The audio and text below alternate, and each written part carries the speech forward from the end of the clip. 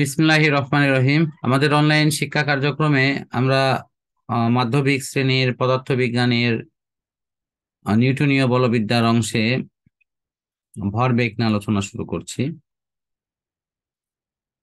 কোন গতিশীল বস্তুর ভর ও বেগের গুণফলে ফলে তার মধ্যে মৌলিক যে বিষয়টি আসে সেটি হলো ভরবেগ, অর্থাৎ ভর ও বেগের গুণফলকে বলা হয় ভরবেগ। এই ভরবেগের বিষয়টি আমরা সবচেয়ে ভালো বুঝতে পারবো যে একটি দেয়ালের সাথে একটি ছোট মাইক্রোবাস এসে ধাক্কা খেলো, বা কার গাড়ি এসে ধাক্কা খেলো, আবার একটি বড় ধরনের ট্রাক এসে ধাক্কা খেলো, তাহলে ওই দেয়ালের ক্ষতি আসলে কার দ্বারা বেশি হবে? যদিও দুইটা গাড়িরই বেগ একই ছিল বলে আমরা জানতে পারি। বলো, একটা হালকা হালকা গাড়ি, স্যার হলো যে ভারী যেটা সেটাতে হবে ট্রাক দিয়ে। ভারীটাতে কেন? একই বেগে তো দুইজনই চলতেছিল, ভারীর মাধ্যমে কেন সে স্যার বেশি এটা তো ক্ষতিগ্রস্ত হবে? আহ, কারণ স্যার ভর বেশি। ইয়েস, ভর বেশি হলে তার ইয়েটাও বেশি হয়, তোমার ওর যে ধাক্কা সেটাও কিন্তু অনেক পাওয়ার। বেশি হয়। ঠিক আছে, ধাক্কা বেশি হলে তখন তার যে জি স্যার। ইম্প্যাক্ট, তার যে প্রতিক্রিয়া, এটা এটা অনেক বেশি হয়। সংঘর্ষ, একটা বস্তু চলার পথে অন্য একটা বস্তুর সাথে ধাক্কা খেয়ে আমরা নিজেরাও বলি স্যার একটা সংঘর্ষ। প্রশ্ন স্যার। হ্যাঁ, বলো। স্যার প্রশ্নটা হলো এরকম যে যদি ভর দুটো একই হয় আবার যদি বেগ আলাদা হয়, তাহলে স্যার যেটার বেগ বেশি সেটাতে বেশি ক্ষতিগ্রস্ত হবে না? হ্যাঁ, দুটার ভর একই কিন্তু বেগ যার বেশি তা তার তার তারা ক্ষতিগ্রস্ত হয়, অবশ্যই। হবে। মূল কথা হলো দুটের গুণফল যে ভরবেগ, এটা যার বেশি পাওয়া যাবে তার দ্বারা কিন্তু ওই দেয়ালটি বেশি ক্ষতিগ্রস্ত হবে।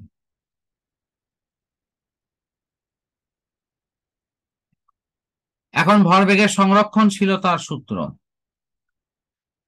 এই নীতির মূল কথা কি? এই নীতির মূল কথা হলো যে আমরা যদি কোনো বস্তুতে বল প্রয়োগ করি, তাহলে তার আদি যে ভরবেগ এর সমষ্টি, শেষ ভরবেগের সমষ্টি, এই দুটো পরস্পর সমান হবে। তা আদি ভরবেগের সমষ্টি দেখো এখানে লেখা আছে m1u1 প্লাস m2u2, আর শেষ ভরবেগের সমষ্টি m1v1 প্লাস m2v2। তোমাদের যদি অঙ্ক পরীক্ষায় আসে তাহলে এই অঙ্ক দুটা অঙ্কটা করার সময় আদি এবং শেষ এই দুই অংশ প্রমাণ আকারে দেখাতে হয়।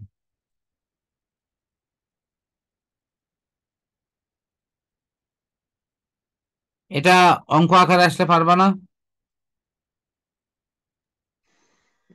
স্যার পারবো তো মনে হয় ভালোভাবে শেখার পর। হ্যাঁ হ্যাঁ, মানে এখানে জটিলতা কিছু নাই তো। আমি তোমাকে একটু ছবি এঁকেই দেখাই। ধরো, এই যে ধরো দুটো গাড়ি। হ্যাঁ, একটা গাড়ি এদিকে যাচ্ছে, আমি গাড়ির হয়তো চাকা ব্যবহার হয়তো এভাবে করতে পারছি না, তারপর বোঝানোর চেষ্টা করেছি। ধরো এখানে চাকা আছে, ঠিক আছে? তো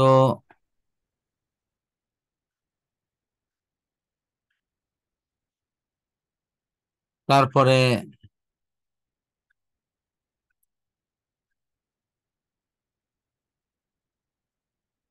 এই গাড়িটা এইদিকে যাচ্ছে, অন্যদিকে আর একটা গাড়ি হয়তো এই দিক থেকে ছুটে আসতেছে।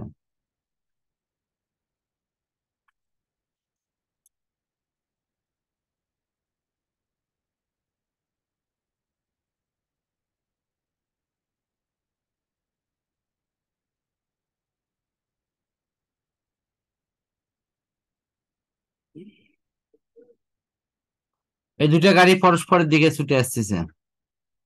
মাঝখানে ধরো এখানে এসে সংঘর্ষ হলো। এই সংঘর্ষ হওয়ার পর দুইজন দুইজনকে দোষারোপ করবে, এটাই স্বাভাবিক। তার প্রথম ধরনের জন্য কি আদিবেগ কত, ইউ1 না? জি স্যার, ইউ1। ইউ1। এটার শেষ বেগ কত, ভি1 না?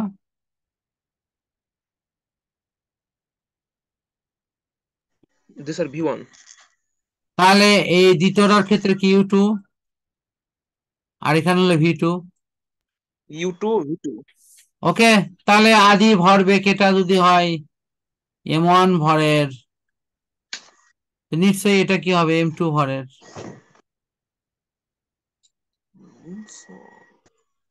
কথা বুঝছো কি? তাহলে আদি ভরবেগের সমষ্টি এই যে, আর শেষ ভরবেগের সমষ্টি। আশা করি এখন তোমার এরকম মান বের করে নেওয়া খুব খুব সহজ হবে। কি সহজ হবে না? জি স্যার। এখন কি বুঝতে পারছো এই দুটোর জি মধ্যে স্যার, সহজ সংঘর্ষ হবে। হলে? জি স্যার। কিন্তু স্যার আরেকটা বিষয় যে মানে এম1 ইন্টু ইউ1 হলো, আবার ঠিক এম1 ইন্টু ভি1 হবে না শেষটা বের করার জন্য?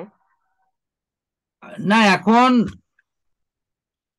তোমাকে এখানে বুঝতে হবে আদি ভরবেগ এম1 ইউ1, আর এখানকার বেলায় এম1 ভি1,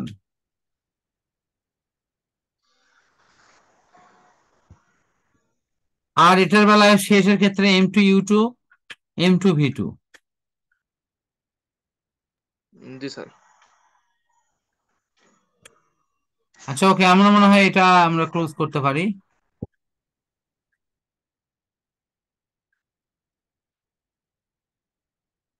এটা হলো শক্তির ক্ষেত্রে স্যার একটা সংরক্ষণশীলতার নীতি, এই এই নীতিটা।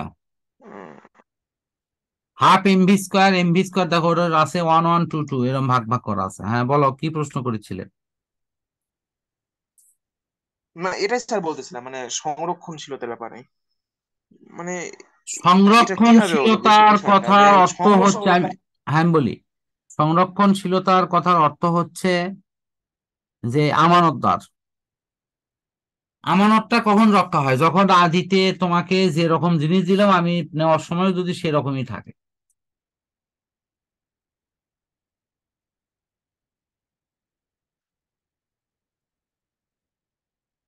অর্থাৎ সংঘর্ষের পূর্বে মোট ভরবেগ, সংঘর্ষের পরে মোট ভরবেগ যদি পরস্পর সমান হয়।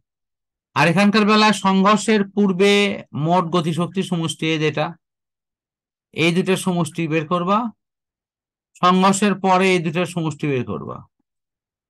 যদি তুমি দেখাতে পারো যে দুই পক্ষ সমান, তাহলে এখানে ভরবেগ সংরক্ষিত হয়েছে। আর যদি এটি না হয় তাহলে ভরবেগের নিত্যতা সূত্রকে সমর্থন করেনি। এটা গেল, এটা ম্যাক্সিমাম ক্ষেত্রে তাই হয়। কিন্তু এখানে গতিশক্তির বেলায় ম্যাক্সিমাম ক্ষেত্রে দেখবে যে ভরবেগের সংরক্ষণশীল সূত্রটাকে সমর্থন করেনি এবং করবেও না,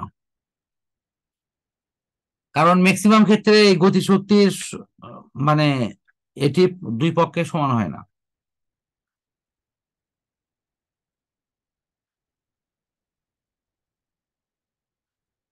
আর এখানে কোনো প্রশ্ন আছে? না স্যার, আর কোনো প্রশ্ন? ওকে।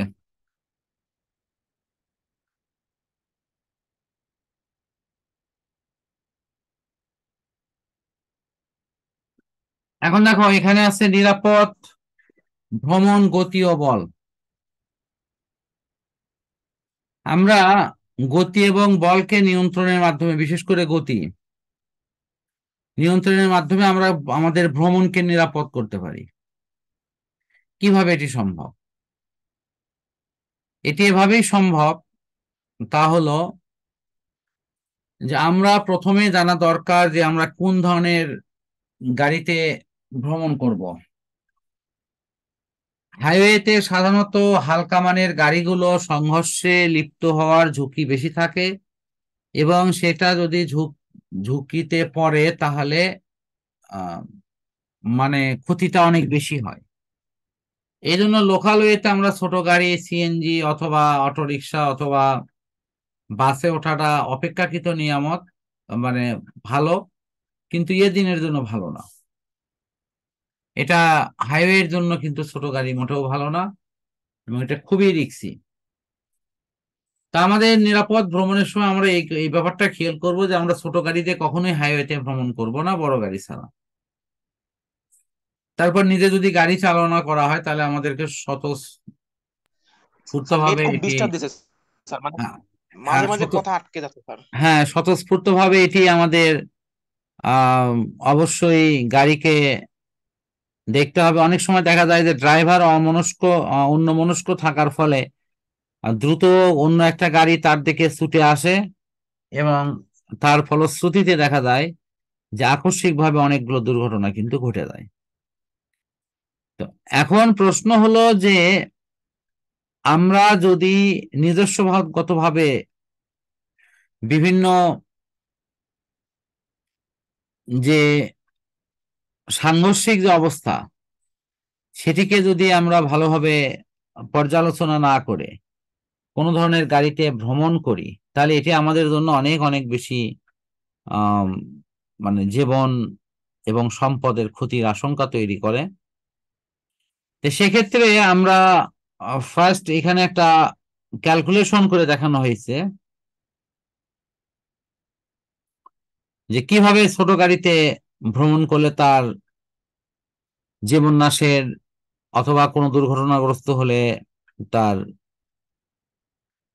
প্রভূত সমস্যা হয়ে থাকে।